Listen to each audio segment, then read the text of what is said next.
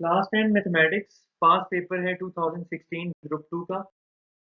First MCQ है the solution set of the equation 4x² - 16 is equal to 0 is what. आपने इस equation का solution set calculate करके दिखाना है। तो हम इस इक्वेशन को यहाँ पे लिखते हैं 4x² - 16 इक्वल्स 0। अब नेक्स्ट स्टेप में ये नेगेटिव 16 राइट साइड पे आकर पॉजिटिव 16 होगा। Resulting equation will be 4x square equals positive 16. Now divide both sides by 4. So 16 divided by 4 will be equal to 4. अब हमने दोनों साइड्स का स्क्वायर रूट ले लेना है। x स्क्वायर का स्क्वायर रूट, 4 का स्क्वायर रूट। अब आप जानते हो जब इसको कैंसिल करते हैं तो x के साथ प्लस माइनस x आएगा और 4 का स्क्वायर रूट होता है पॉजिटिव 2। नेक्स्ट स्टेप में ये जो प्लस माइनस का साइन है वो राइट साइड पे आपने शिफ्ट कर देना है। So correct option is Charlie option. Second MCQ है product of cube roots of unity is equal to 1। ये चैप्टर नंबर 2 में आप लोगों ने याद किया होगा कि जो हमारे पास कम्प्लेक्स क्यूब रूट्स होते हैं यूनिटी के तीनों जो बल्कि रूट्स होते हैं 1 ओमेगा और ओमेगा स्क्वायर, इन तीनों को मल्टीप्लाई करो तो रिजल्ट आता है ओमेगा क्यूब और ये हम लोगों ने इसकी वैल्यू याद की भी होती है इक्वल टू 1। नेक्स्ट एमसीक्यू है the nature of the roots of the quadratic equation ax² plus bx plus c is equal to 0 is determined by discriminant। ये जो डिस्क्रिमिनेंट का एक्सप्रेशन होता है b² - 4ac, इसको यूज किया जाता है नेचर ऑफ रूट्स को डिस्कस करने के लिए। फोर्थ एमसीक्यू है third proportional between x² and y² is equal to. हम लेट कर लेते हैं कि c be the third proportional. Let c be the required third proportional. अगर c थर्ड प्रोपोर्शनल है तो फिर ये जो आपके पास क्वांटिटीज होंगी x² comma y² and comma c, ये तीनों एक कॉन्टिन्यूड प्रोपोर्शन बनाएंगी। कॉन्टिन्यूड प्रोपोर्शन का मतलब होता है फर्स्ट टू टर्म्स की रेशो लिखेंगे हम, यानी x² रेशो y² लिखेंगे और फिर हम y² को रिपीट करके y² की रेशो c के साथ लिखेंगे। तो इस तरह से ये जो दो रेशोज आएंगी ये रेशोज इक्वल इक्वल होंगी। ओके, ये रेशोज क्या होंगी?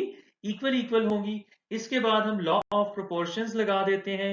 According to law of proportions, product of extreme values यानी c cross x² is equal to product of mean values यानी y² क्रॉस y²।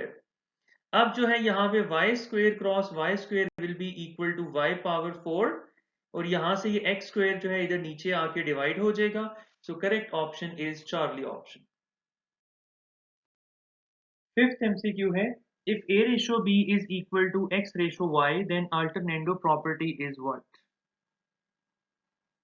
इसको जरा हम फ्रैक्शन की फॉर्म में लिखते हैं क्योंकि ऑप्शन सारे फ्रैक्शनल फॉर्म में लिखे हुए हैं। तो ये हो जाएगा a ratio b is equal to x ratio y। Ratio की फॉर्म में अल्टरनेटो प्रॉपर्टी ये कहती है कि मीन पोजीशन पे आने वाले दोनों एलिमेंट्स की पोजीशन को जो है चेंज करना है, उनको अल्टरनेट पोजीशंस पे सेंड करना है। ऐसा करने से रेशो की इक्वालिटी और इक्विलिब्रियम डिस्टर्ब नहीं होता।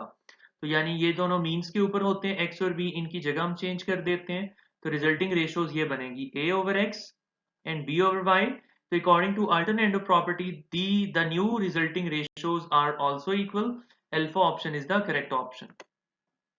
नंबर 6 है, सबसे पहले हम इम्प्रॉपर फ्रैक्शन को देख लेते हैं। इम्प्रॉपर फ्रैक्शन की दो प्रॉपर्टी, ये दो टाइप्स की होती हैं। यानी अगर आपके पास न्यूमरेटर की डिग्री ग्रेटर है डिनोमिनेटर वाली पॉलिनोमियल की डिग्री से तो भी ऐसी फ्रैक्शन इम्प्रॉपर की होगी, और अगर न्यूमरेटर वाली पॉलिनोमियल की डिग्री इक्वल है डिनोमिनेटर वाली पॉलिनोमियल की डिग्री के तो इक्वालिटी वाला केस भी इम्प्रॉपर फ्रैक्शन की कैटेगरी में आता है। फॉर एग्जाम्पल, इसकी एग्जाम्पल क्या हो सकती है?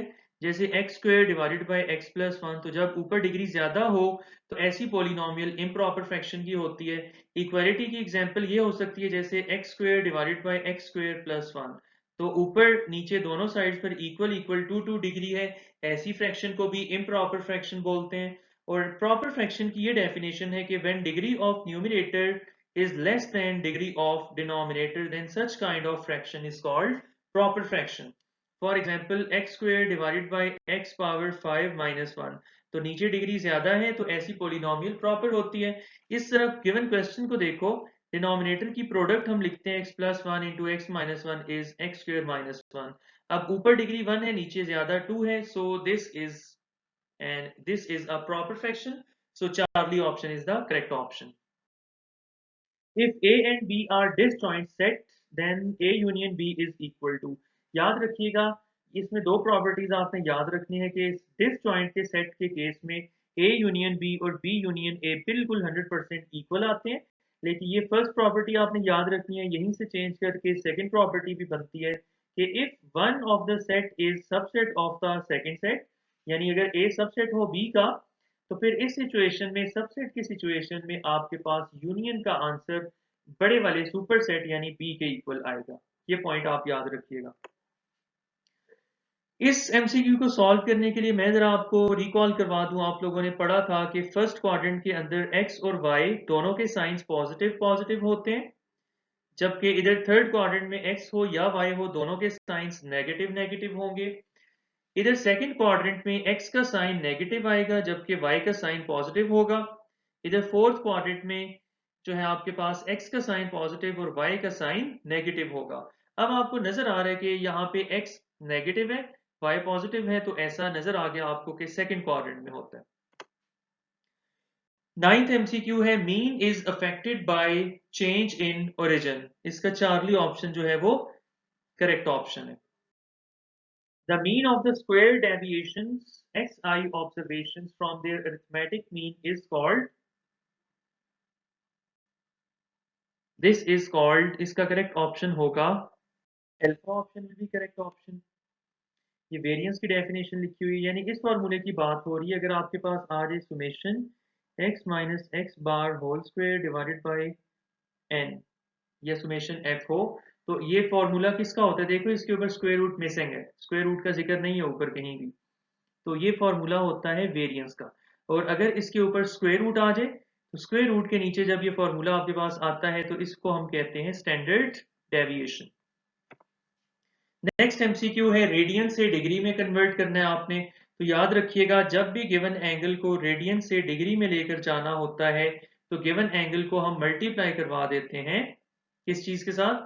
180 ओवर पाई के साथ। तो आपकी रिजल्टिंग वैल्यू किस में आएगी? डिग्री में आएगी। अब ये जो आपको गिवन है 3π/4,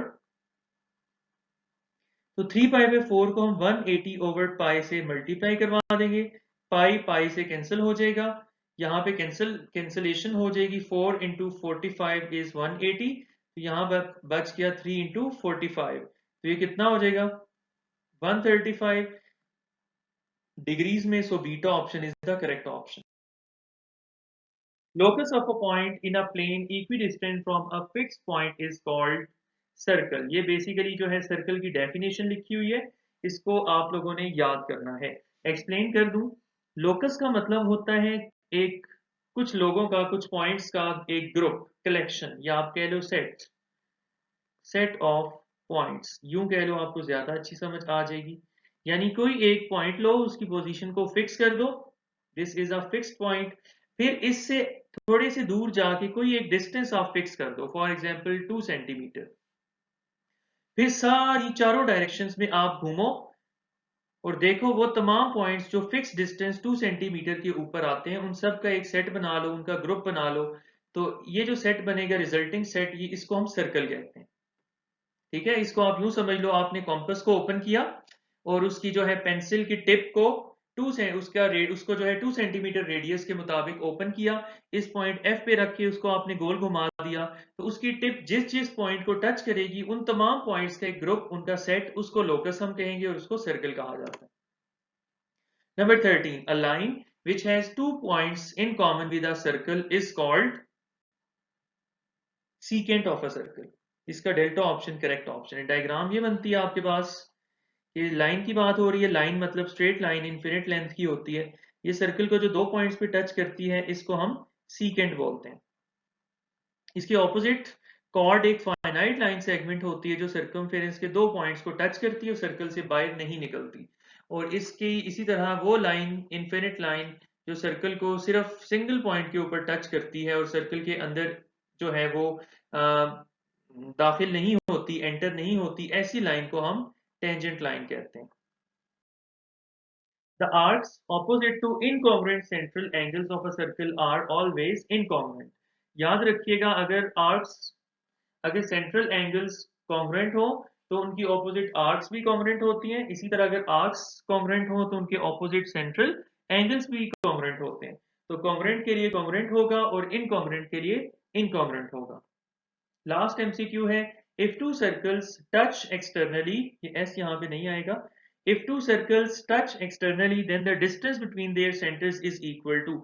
ये आप लोगों ने किसी एक थ्योरम का पार्ट ए प्रूव किया था। अगर एक सर्कल हम लें जिसका रेडियस कैपिटल आर हो, इसके साथ हम एक और सर्कल ले लें जो इसको सिंगल पॉइंट पे टच कर रहा हो from external side such that इसका रेडियस स्मॉल आर हो, तो इनके ये जो सेंटर्स के दरमियान डिस्टेंस होगा वो डिस्टेंस उनके रेडियाई के सम के बराबर होगा। तो डिस्टेंस मालूम करने के लिए आप एक्सटर्नल के केस में सम करते हो, तो beta option will be the correct option. इसके साथ ही मैं आपको बता दूं कि अगर आपके पास ये सिचुएशन बन रही हो कि एक सर्कल फॉर एग्जांपल इसका रेडियस आर है, ठीक है, और एक और सर्कल है जिसका रेडियस आप कह लो कि स्मॉल आर है, ऐसे अगर ये इंटरनली एक दूसरे को टच कर रहे हो फ्रॉम इंटरनल साइड, अगर एक सर्कल किसी दूसरे को टच कर रहा हो, तो इस सिचुएशन में उनके सेंटर्स के दरमियान में जो डिस्टेंस होता है, यानी इनके ये जो सेंटर्स हैं इनके दरमियान में ये वाला डिस्टेंस कैलकुलेट करने के लिए रेडियाई का डिफरेंस लिया जाता है, यानी capital R minus small R किया जाएगा।